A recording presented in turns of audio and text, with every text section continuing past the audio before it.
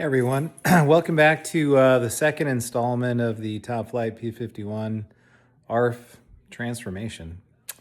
So I thought I'd talk a little bit about the reason why I'm building another P-51. First of all, I love them. Second of all, I built a full kit build version that I finished back in I think it was 2018. Yeah, 2018. And this was an airplane that I wanted to fly in Top Gun, which I did. I got an invitation to go, and so I went down and competed in the Pro-Am class back in May of 2019. It was a lot of fun. I enjoyed it. I checked the box. I don't really feel the need to do it again. Plus, Top Gun isn't around anymore, but we have Ace of Aces, which is kind of cool. Just really too far for me to go. Florida from Minnesota was a long way to go, and now I live in North Idaho, so that's even longer. Maybe in retirement I can consider doing something like that, but the tail behind me here is what's left of that airplane. I mentioned it before, but back in 21, and if you look, you can kind of see it there on the plaque. This airplane lived from, the maiden flight was on April 18th of 2018 to July 15th of 2021. That happened at Goshen. I took off. It was hot, as it always is in July in northern Indiana. And I was running a OS 60 GT, which was a really good motor, I thought. Really powerful. Climbing out on takeoff, making my crosswind turn, and the engine came apart. So, not enough altitude to make the fence. However, I tried, and the short story is I stalled and spun into the ground, and there wasn't much left. I'll throw a picture up here to show you what that looked like.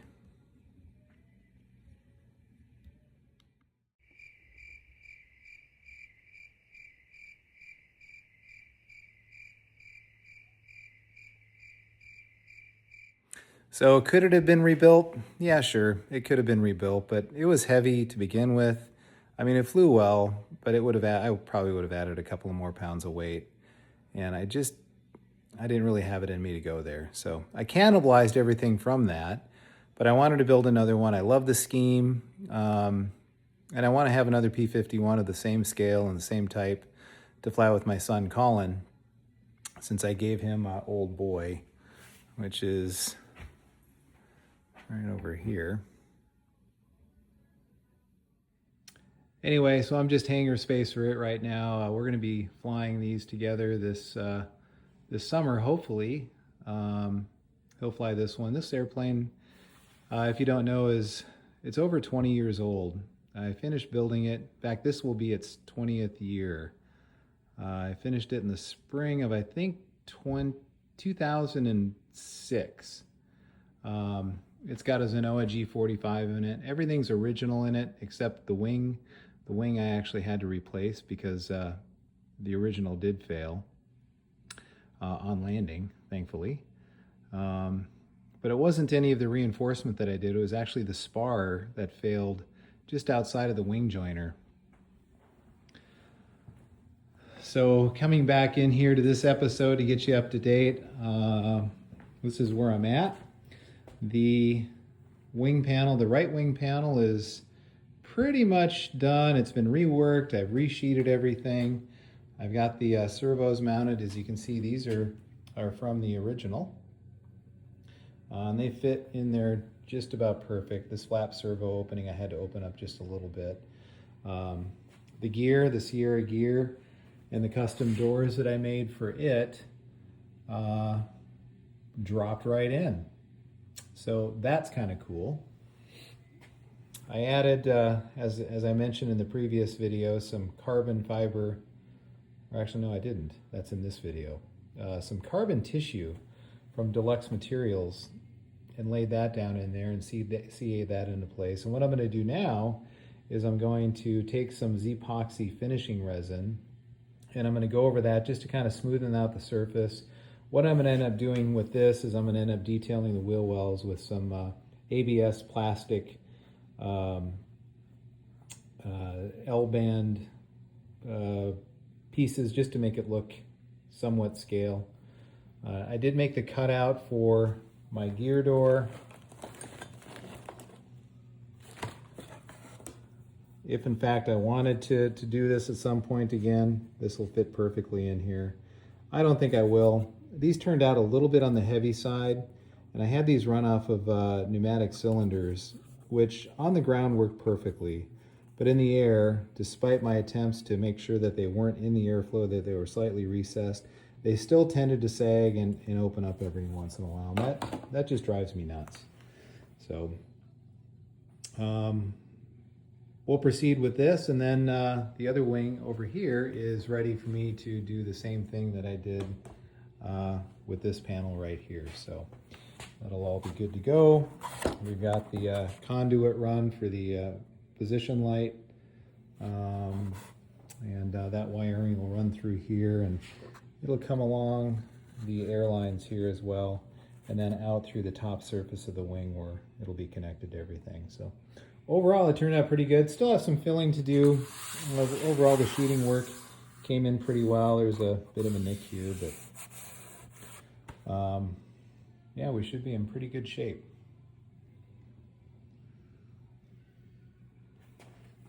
I just love the Sierra gear. Daryl did such a great job with this design.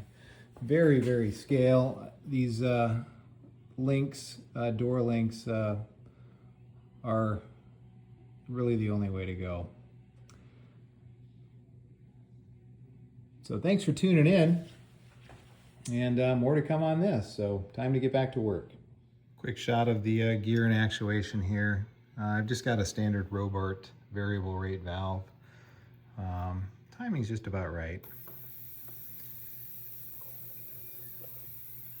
And it really nests in there just about perfectly. And then we'll go gear down. So very happy with that.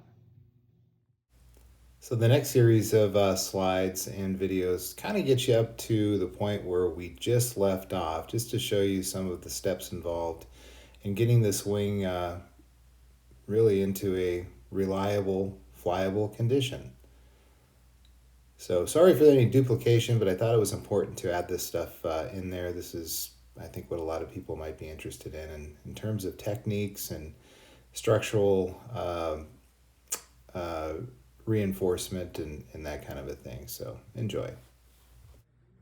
So I've got the first wing curing with all of the reinforcements applied. Get rid of that. So we've got 1/8 inch doublers and tri-stock here. That went over the balsa reinforcement there, which should tie that all together pretty well. And then 1/8 inch ply here, 1/8 inch ply here with associated tri-stock in each side. Of course, the doublers that I showed in the earlier video. This plate is now secured with aero epoxy. We've got tri-stock in the corners there. Again, another 1/8 inch shear web with associated tri-stock, and we've got the same thing over here too, front and back. Everything ties into the leading edge here, those main ribs. So that should provide the required amount of strength that we're going to need. Opening up the second wing here, not much different. Again, very, very little glue used. I mean, you can be able to pull this thing out without any issue. Look at that, just popped right out. So very poor glue joints. And this plywood joiner here, you can see that wasn't even glued at all. I mean, there was no adhesive or very, very little up against that lower spar. So that'll all get glued up. I'll remove all of the shear webs here and fit the new ribs, the 1/4 inch and 1/8 inch ply, and we'll get to going on that. Okay, now that I've got all the reinforcing done to both wing sections, that one's just curing up that little last bit over there for the landing gear plate. I thought while the wing is opened up, I would run some wires for the navigation lights out on the wingtip. But that's what everything looks like. It's very strong. I don't have any concerns with this structure holding up. Pretty happy with the way it turned out. Okay, so on this project, I'm going to be installing the electrodynamics lighting package. I really like them. They're nice and bright. They're reliable. Current drain isn't too terrible, but it does add a nice touch to any scale project. So this is the right wing that I'm going to be working on here. The right navigation light is green. So what we're going to do is I've already marked this out as far as where the hole needs to go to accommodate the lens assembly. And to do that, I'm going to take a brass tube. If you can see there, it's actually sharpened on the end. I spin it around and use an X-Acto knife blade inside to sharpen up that edge so that it'll cut. The beauty of this is it gives you a very nice, clean hole. So I'm going to go ahead and drill this out and then try to fish some wire through it. All right, so now that we've got our hole located, we're just going to carefully line this up, make sure that we're going in straight, and very slowly just go down about a ½ inch or so.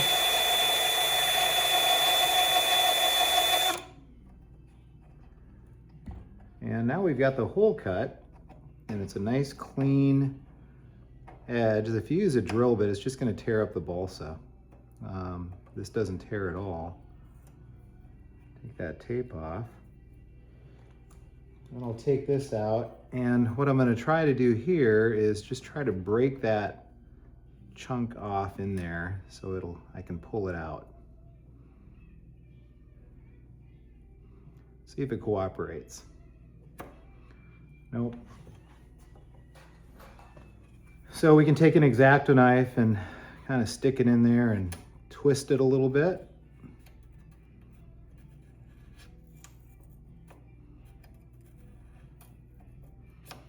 And then dig those pieces out carefully. There. Beautiful.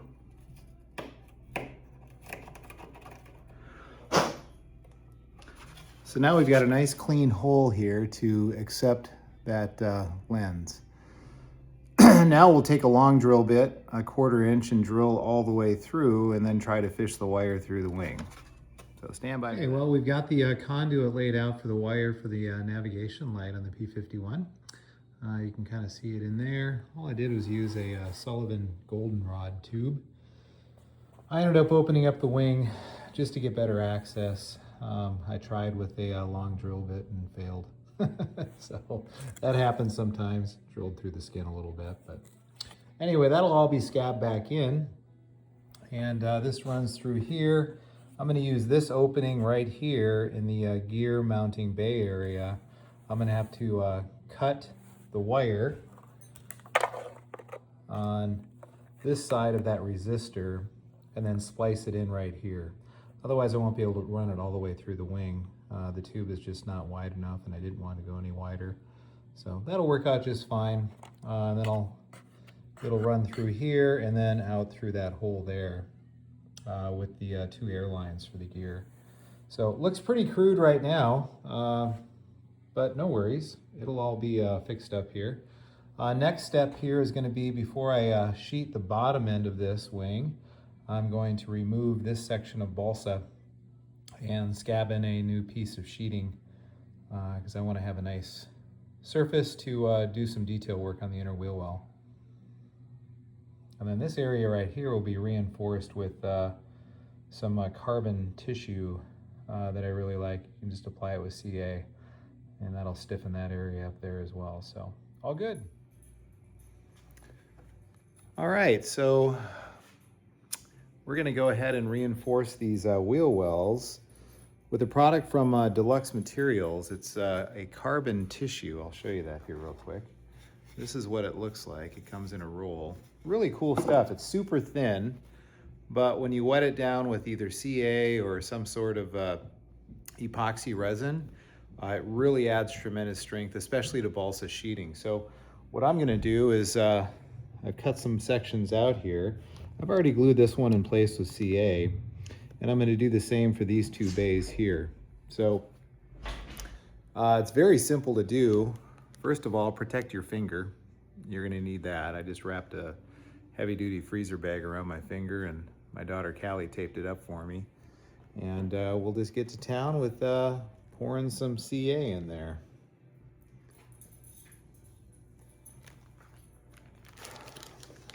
So you want to do pretty liberal. It soaks up pretty quickly. I just squirt it in there like so. Doesn't take a ton of it, and then you just want to kind of rub it around and make sure that it gets completely adhered to the balsa underneath. And then what I'll end up doing over the top of this is I'll actually put some finishing resin to kind of coat this up and kind of smooth it out a little bit. It's fairly smooth anyway, but that will help.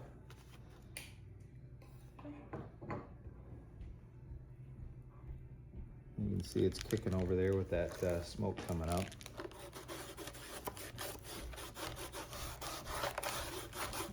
A little fumey.